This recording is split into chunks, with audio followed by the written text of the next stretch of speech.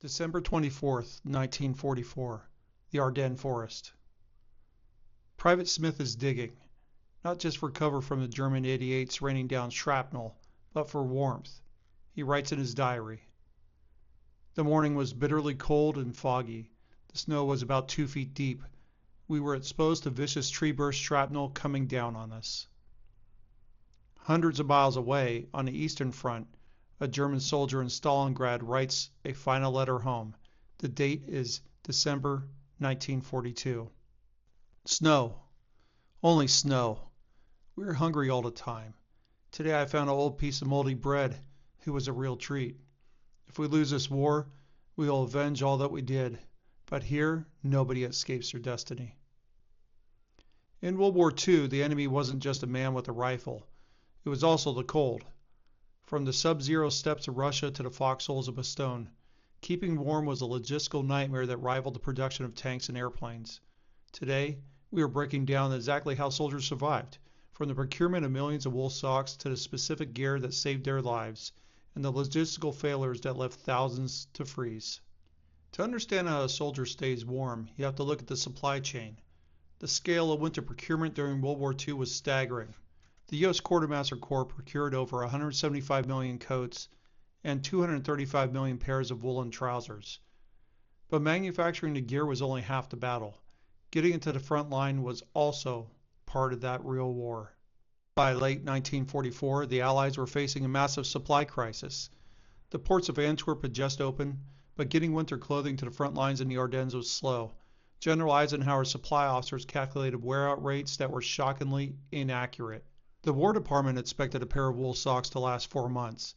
In the wet, freezing foxholes of Europe, they lasted just 15 days. Wool undershirts expected to last 6 months disintegrated in 4. The demand wasn't just high, it was insatiable. General George S. Patton knew his Third Army was stalling, not just from German resistance, but from the weather.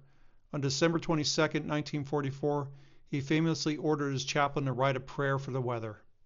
The chaplain wrote that prayer and Patton got his weather, but his soldiers were still freezing. Let's look at what they were actually wearing.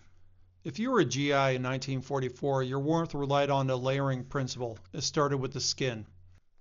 The first layer were winter wool drawers. These were itchy, long-sleeve underwear. Soldiers lived in these for weeks. Next, a wool flannel shirt and a heavy olive drab wool trouser. Over that, high-neck wool sweater, the famous Jeep sweater. And finally, the outer shell. For much of the war, this was the M1941 field jacket. The M1941 was a windbreaker made of cotton poplin with a thin flannel lining. It was useless in sub-zero temperatures. By late 1944, it was slowly being replaced by the M1943. The M1943 field jacket was a masterpiece of design. It was a satin shell designed to be worn over a pile liner.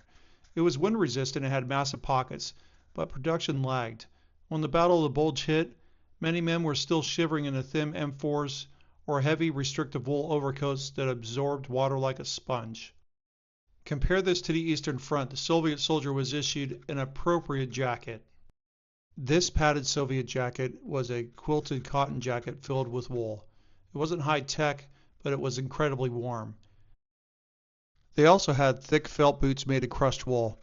They had no tread, but they also didn't transfer the cold. The Germans learned the hard way. In 1941, they froze in their stylish but thin wool gray coats. By 1943, they were mass-producing reversible winter parkas, white on one side, camouflage on the other.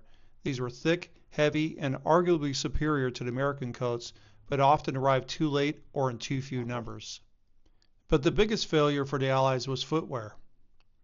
The standard issue service shoe Type 3 was a rough-out leather ankle boot. When wet, it stayed wet. To fix this, the Army issued overshoes Arctic, rubber galoshes to wear over the boots. The problem? If you lost your galoshes in the mud, you got trench foot. The solution was supposed to be the shoe pack. Rubber bottoms to keep water out, leather tops for flexibility. It was a perfect winter boot, but procurement was a disaster. They were scarce until January 1945. One soldier from the 99th Division later commented, "We were promised winter equipment.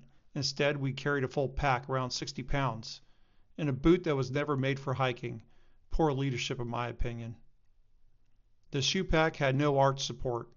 It was great for standing in a flooded foxhole, but if you had to march 15 miles, it tore your feet to shreds. Clothing wasn't enough. You needed external heat. And for the GI, that meant the 1942 squad stove or the GI pocket stove. Over 1 million of these were produced by companies like Coleman and Aladdin. They burned gasoline, which the Army had plenty of. They were small enough to fit in a parka coat and could boil water in minutes. If you didn't have a stove, you had heat tabs. These came in small boxes of 12 issued with C rations. Made of trioxane or a mix of wax and sawdust, they smelled terrible when burned, but they could heat a tin of beans. Soldiers were incredibly innovative. A common trick in the Ardennes was the 10-in-1 candle. The 10-in-1 ration boxes were dipped in heavy wax for waterproofing. Soldiers would strip off this wax, roll it into a ball with a piece of string or cloth, and light it. It burned dirty, but it was warm. On the Eastern Front, where stoves were rare, soldiers used earth itself. They would dig a trench, burn wood and charcoal in the bottom, cover it in a thin layer of dirt, and sleep on top. So was everyone freezing equally? Not quite. In the U.S. Army, officers received a clothing allowance to purchase their uniforms while enlisted men were issued theirs. An officer would buy a doeskin wool overcoat, tighter weave, warmer and better tailored. They bought private purchase boots that were waterproof and better than standard issue. If you were to ask a GI what his favorite piece of winter gear was, he might point to something that wasn't American at all, the British leather jerkin.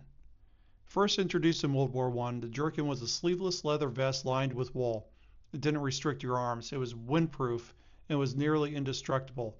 Millions were made, often using patchwork scraps of leather to save materials. American soldiers would trade cigarettes, captured Lugers, or even food rations to get their hands on one. Within the U.S. inventory, the tanker jacket was the holy grail. Designed for tank crews, it was shorter, lined with heavy wool, and had elastic cuffs. The average soldier loved it because it was warmer and less bulky than the M41. If you saw an infantry sergeant wearing a tanker jacket, you knew he was a veteran and knew how to scrounge. And we can't forget the Jeep cap. Officers hated it because it looked sloppy, but soldiers loved it. It was a knit wool cap with small brim that could be worn under a steel helmet. It was a beanie of the 1940s.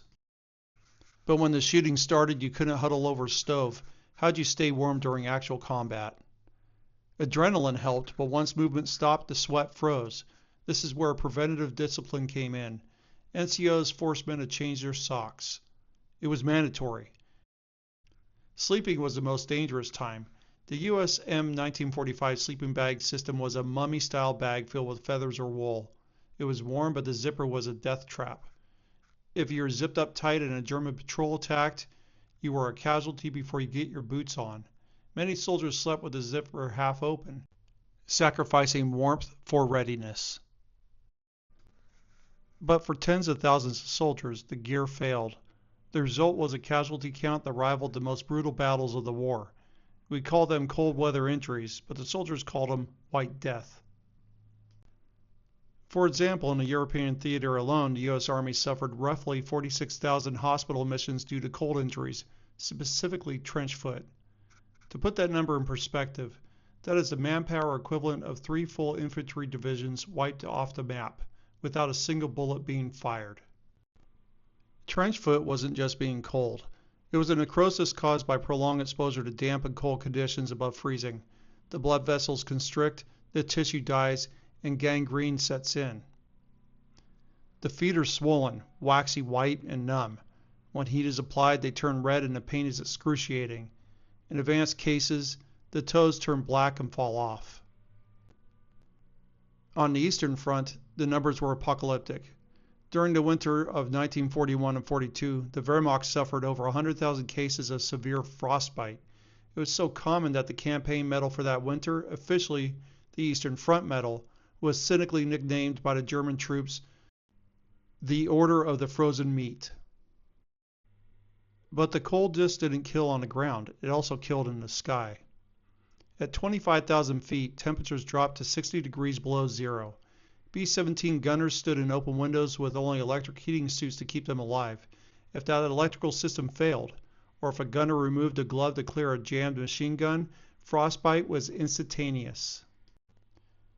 In 1943, the U.S. 8th Air Force reported incidents of frostbite and cold injury actually exceeding combat wounds from enemy fire in certain bombing groups. Touching bare metal at that altitude meant leaving your skin on the gun. General Omar Bradley later admitted that the failure to provide adequate winter footwear was one of the greatest logistical blunders of the war. He wrote that the breakdown in supply cost the Allies nearly as many men as the German offensive in the Ardennes itself.